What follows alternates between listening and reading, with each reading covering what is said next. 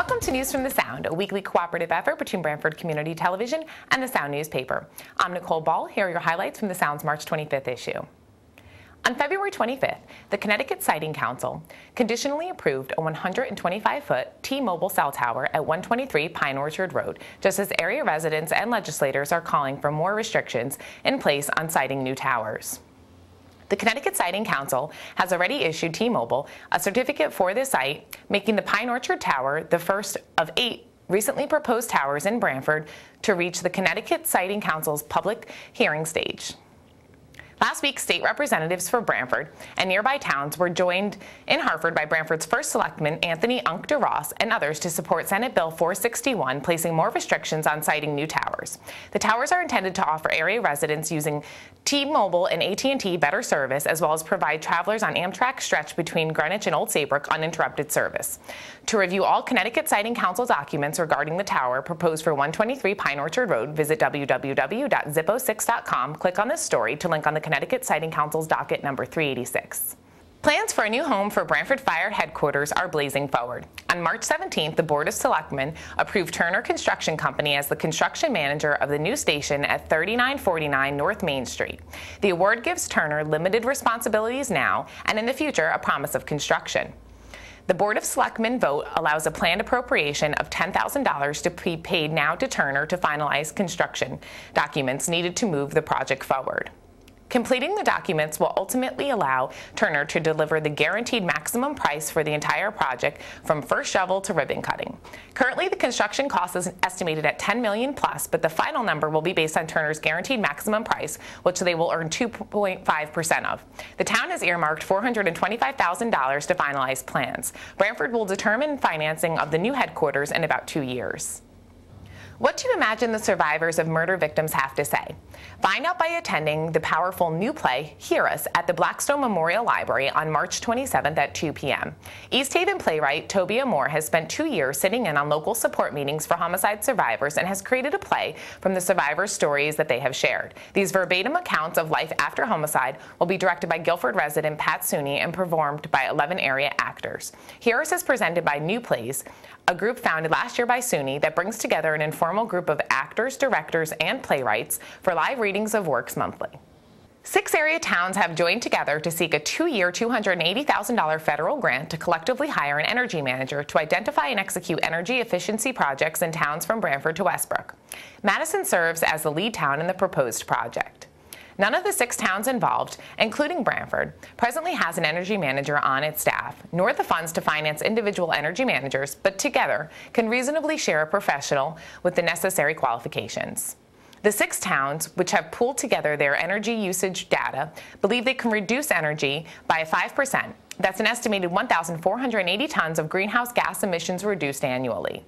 Determination on which grants are funded is expected shortly. The federal funds will come through the State Office of Policy and Management. If you're curious about Branford's proposed budget, which was detailed earlier this week at the Branford Board of Finance meeting, check www.zip06.com in the news section and look for the full story in the Sound's March 31st issue. Branford Board of Education congratulated Branford High School senior Griff Rodolski on being invited to apply to become a U.S. Presidential Scholar. Griff is one of just 500 students nationwide invited by the U.S. Department of Education to apply, and he's also the Sounds Person of the Week. Griff earned an outstanding perfect score on the National American College Testing Program, making him a good candidate.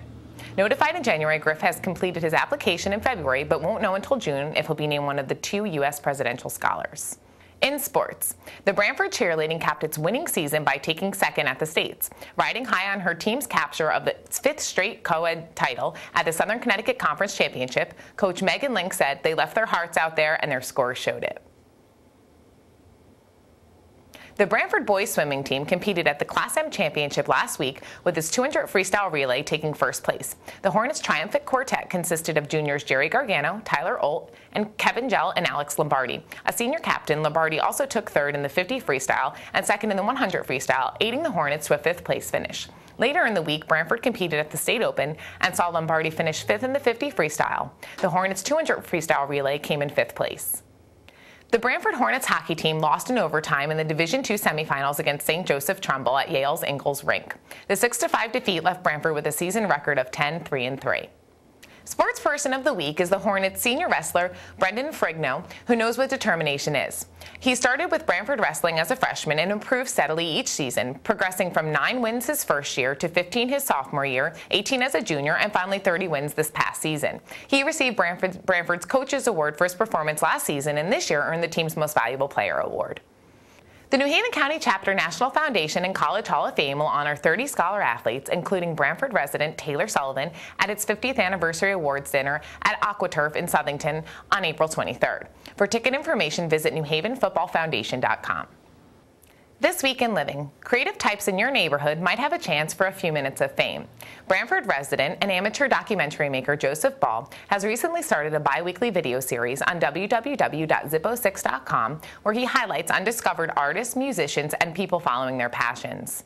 The series, Shoreline Underground, has 2 episodes online now, one featuring the 15-year-old Branford MC, Tyler Haas, who goes by Phenom, and the other, the Capoeira Studio, Capoeira Ginga Brazil, and North Haven. In each episode, Ball seeks to portray hidden talent and offer those who might not have a gallery space or a record label a chance to showcase what they're doing. Visit www.zippo6.com and click on the Living section to watch both videos. And if you'd like to nominate someone to be featured in Shoreline Underground, email Joe Ball at shorelineunderground@gmail.com. The Iverton Playhouse opens its season with the sophisticated romantic comedy The Philadelphia Story. And on a smaller theater scale, Branford gears up for the Tabor Community Arts Center production of Pinocchio on Friday, March 26th at 7 p.m. For more info and tickets for Pinocchio, call 203-488-5668. A meeting of the Monungatuk Audubon Society will be held on Wednesday, April 14th at the Blackstone Memorial Library at 7:30 p.m. Geraldine Griswold will present Bats Chat, Getting to Know Your Most Misunderstood Allies. The event will include a slide presentation, a question and answer period, and a live bat. The meeting is free and open to the public, and refreshments will be served. In Living columns, Bob and Karen Isaacs give an overview of area theater productions in this week's installment of 2 on the Aisle. Amy J. Berry writes about a multilingual future where subtitles won't be needed in Parents' Eye View. Lee White solves cheesecake woes in this week's A la carte. And online columnist Jennifer Walker's Discuss It with a Designer column talks about designing for a small home. This week, catch her work online and in print. This week on www.zippo6.com, community contributor Michael Anderson, a preparator at the Peabody Museum, chronicles the building of a diorama Take Shape, bringing the genius of James Perry Wilson to life, and his blog, James Perry Wilson. Madison resident Susan Miller has been keeping a daily journal of her relief efforts at a birthing center in Jacomall, Haiti. Visit www.zippo6.com and click on Madison to see her blogs, Letters from Haiti, in the special features section. Julie Francis of Sound Runner is looking out for your safety and offers some tips for all you ambitious walkers, runners, and bikers in her blog this week. And community contributor Sally Ann Antonese writes about beauty and getting your ideal look. You can find her blog and others in the community contribution section now. That's it for News from the Sound this week. We'll see you next week.